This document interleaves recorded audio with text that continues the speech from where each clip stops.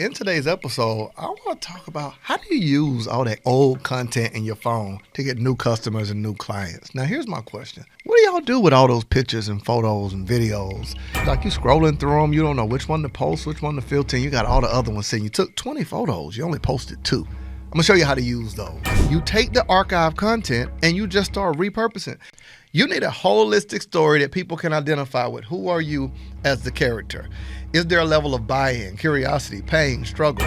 You can win for so long. How many of y'all realize the more you win, the more people want you to lose? You say, why don't you like Tom Brady? I just want to see somebody else win. But don't you think it's a reason he keep winning? If you're watching this video, you're about to make a whole lot of money. Now, here's what I would say. I really think we overthink this whole content thing. I really do. Because it's like we go so hard to grab photos and videos and behind the scene, and you got your homegirl and homeboy, they can't even enjoy their dinner because you're like, hey, grab a photo, do another one where I ain't looking. Me included. Hey, do one more. Then you look through them, and the more photos you have, it becomes even harder to choose which one. Like you got 30 of them. It's easy to just get 4 of them, delete them, and it starts clouding up your phone. So here's what I tell people. We got to stop overthinking this stuff. Some of the things we used to post in videos and photos and moments, like behind the scenes things, we forget the fact that other people wasn't there. People's memory isn't that long. They're not binge watching your social media content like it's a Netflix series. Like they don't remember what you posted. Like at the time of me recording this, let's just say that it's March. Nobody remembers what you posted in December of last year. Let's say it's January. No one remembers what you posted in April. So what if you just went on a field trip? You ready? You hopped in the car. You got your mission tips flying. If you went on a field trip through your own content and you go back 1 full year and you start screenshotting or archiving all of it, you take the archive content and you just start repurposing. Like if you wrote a book, 2, 3, let's use me. I wrote my first book, When the Day Was Launched in 2015. Don't nobody remember this new audio? I haven't marketed or promoted a book in years. I have 3 audio albums, When Greatness Calls, The Heart Diary, and When the Day Motivational Mixtape. Most people don't know they exist because I don't market them. So I could go back and grab the initial marketing. I can go back and grab photos when I was on book tour, when I was on ABC, NBC, and retell the story as a part of my marketing to then move people to where I'm at now. It builds credibility. Like some of this stuff, y'all are overthinking it. I got to figure out what to post. Post the stuff you posted already. Tell a new story with old content. How many of y'all still watch Martin? I know I do. I can quote it by heart every episode. Not my mama bird, Gina. Right? Like I can quote every episode. So the same way that we watch reruns of shows, you can use reruns of your content. Now, most people won't even know it's a rerun because of the way I memorize Martin, they haven't memorized your stuff yet. They don't memorize your story, and new people are following you that you need to bring up to speed. I think every week, at least once a week, you should post old content to reintroduce to new people things you've done before. Now imagine as a content strategy, if you just talk about, you revisit the emotion you had, you revisit the thought. So if I grab photos of when I got in a car accident and wondered would I ever be able to take care of myself, that's a thought. Like I'm not in that position anymore, and I can identify more people can identify with me. And then I'll say, here's a lesson I wish I would have known then. And I teach value marketing based on old content. Right? Any of these things, you can now, you might, Marcus, how does this attract new customers, new clients? Because you're humanizing yourself. It's now you're not selling. You need a holistic story that people can identify with. Who are you as the character? Is there a level of buy-in, curiosity, pain, struggle? You can win for so long. How many of y'all realize the more you win, the more people want you to lose? Why did people want Golden State to lose years ago? Because they kept winning. Why do people want Floyd Mayweather to lose? Because he kept winning. I don't know what it is about people that they always eventually, you say, why don't you like Tom Brady? I just want to see somebody else win. But don't you think it's a reason he keep winning? So I say that to say, if you're in business and you know that's the tendency of people, you know I'm always talking about marketing. If you got a high moment, you just bought a lamb chop, a Lambo, you just bought a Rolls Royce, you just bought a luxury vehicle, what should you do with the caption? Tell the story of when you wasn't winning. The photo speaks to winning, But the only way for people to identify is for you to have an epiphany bridge story. The moment you had an epiphany that this is what you want to do and the bridge of how you got there. If you do that, now you humanize and you bring down the tendency of people to just look and despise it. They can buy into the story. This is how you balance the two, right? Like any of those things, I'm just trying to get y'all the marketing game. You can start using content. So I'm going to say this to you. Go back and grab times that you took full-fledged photo shoots and you only posted one photo, but you got 20 images from all different angles. Use those things. You're like a woman saying she don't have nothing to wear. But you only wore that dress one time to your homegirl birthday and y'all got in an argument and you went home and you didn't even go out after. Well, I wore that already. Well, girl, ain't nobody see you. You didn't even take no pictures. You was too mad to take a picture. Hey, now, girl.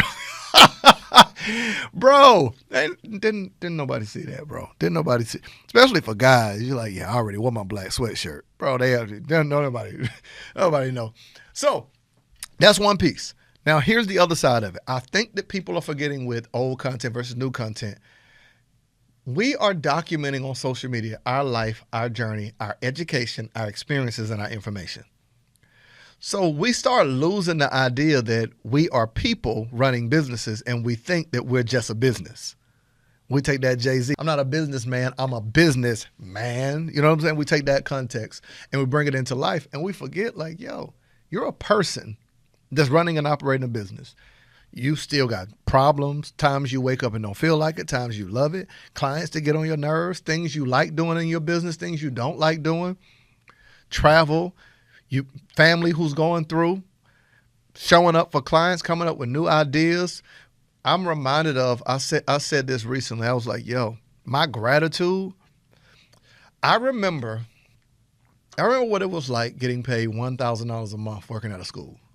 The saddest day of the month was the day I got paid because I was reminded of how little I was worth. Like, it was a sad day, and I never had enough to pay for everything.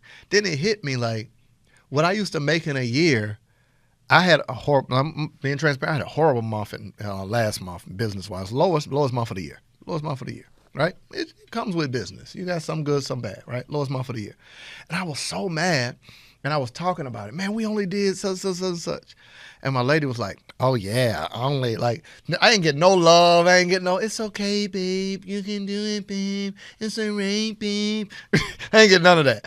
I was like, basically she was making like what I was sad about, I ought to be happy about. And then it reminded me like, I did make in a month more than I used to make in a year.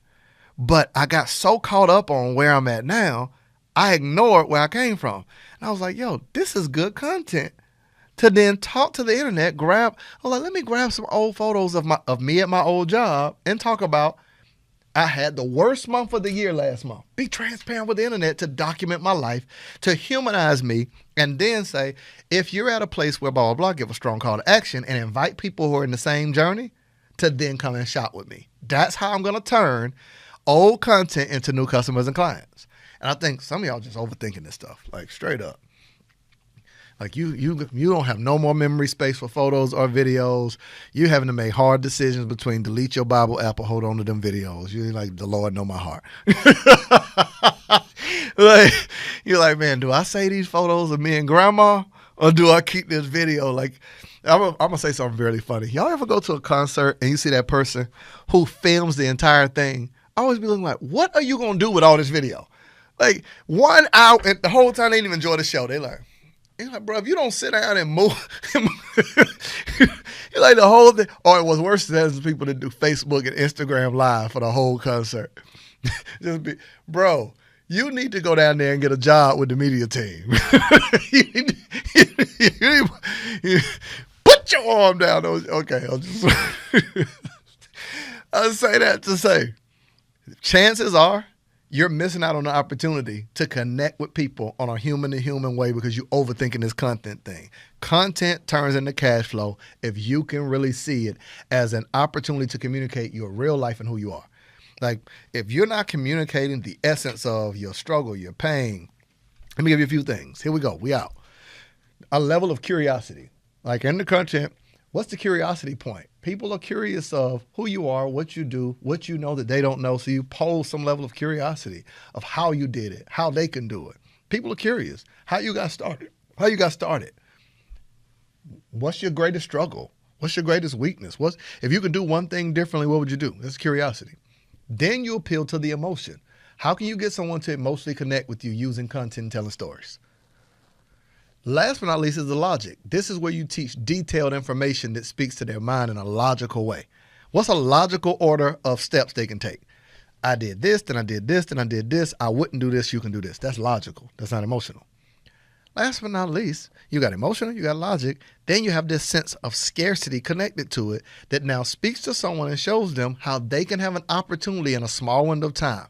I created an open space for the next 24 hours. Imagine that's a content strategy.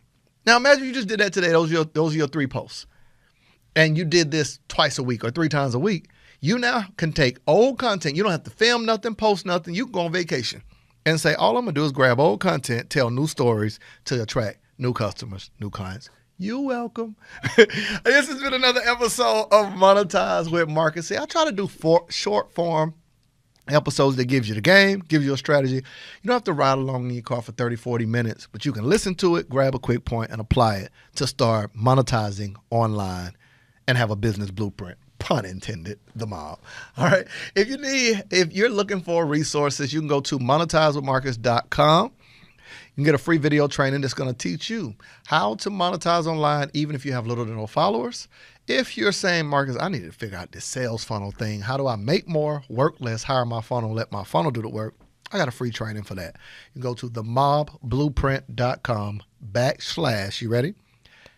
Sales funnel made simple, but you're going to use just the acronym. So you're going to go SFMS training, SFMS training. And you can access that, or you can go to monetizingmarcus.com/podcast and get access to information regarding each and every one of these episodes, whether it's a digital download or a video training that's going to allow you the opportunity to massively grow your business where you can make more, work less, hire your funnel, let your funnel do the work. I will see you in the next episode.